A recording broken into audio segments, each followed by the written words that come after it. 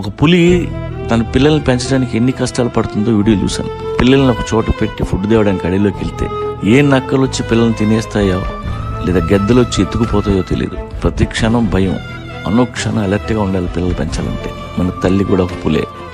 నిన్నగాక మొన్నొచ్చే పెళ్లిళ్ళు ఎన్నో లక్షల సంవత్సరాల నుండి తల్లులే పిల్లల్ని పెంచుకుంటూ వచ్చారు. మొగుడు ఎలాంటోడైనా ఉన్నా లేకున్నా కంటికి రెప్పలా మనల్ని చూసే తల్లే. తల్లి లేని పిల్లల్ని అడగండి, వాళ్ళు ఎన్ని కష్టాలు పడ్డారు. మొగుడు సంపాదించినా సంపాదించకపోయినా, ఇంటికి వచ్చినా రాకపోయినా పిల్లల కడుపు నిండితే గాని ఏ తల్లి పడుకోదు. అందుకే తండ్రి కంటే ఎప్పుడు తల్లే గొప్పది అంటారు. కానీ చివరికి తల్లిని ఎక్కువగా బాధ పెట్టేది పిల్లలే. అమ్మ కాళ్ళకి చుట్టేసుకొని అమ్మ కొంగు పట్టుకొని తిరుగుతాం, కానీ వయసు వచ్చాక వేరే కొంగు పట్టుకొని పోతాం. చిన్నప్పుడు అమ్మ ఏం చెప్పినా ఆశ్చర్యంగా ఉంటాం, పెద్ద అయినాక అమ్మ ఏం చెప్తున్నా చాదస్తంగా ఉంటుంది. ఏ పిల్లలు మీ మాట వినరు, విన్నట్టు నటిస్తారు.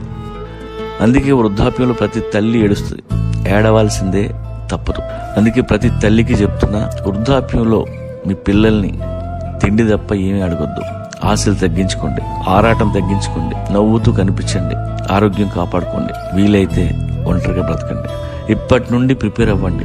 అడ్డాల్లోనే బిడ్డలు, గడ్డాలు వచ్చినా కాదు. రెక్కలు వస్తాయి, పెట్టలు ఎగిరిపోతాయి, ఎక్కడెక్కడో గూళ్ళు కట్టుకునేవ్వండి. అడవిలో ఆ తల్లి పక్షులు ఎలా మిగిలిపోతాయో మనం అంతే. వయసు మళ్ళీ మనం పసిపిల్లల్లాగా తయారవుతాం. మోకాళ్ళు నీరసించి తప్పటడుగులేస్తాం. కొన్ని గుర్తుంటాయి, కొన్ని గుర్తుండవు. అన్నం ముద్దు తింటుంటే చేతులు నొక్కుతుంటాయి, మాటలు సరిగ్గా రావు.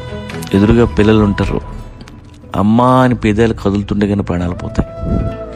అంతే జీవితం.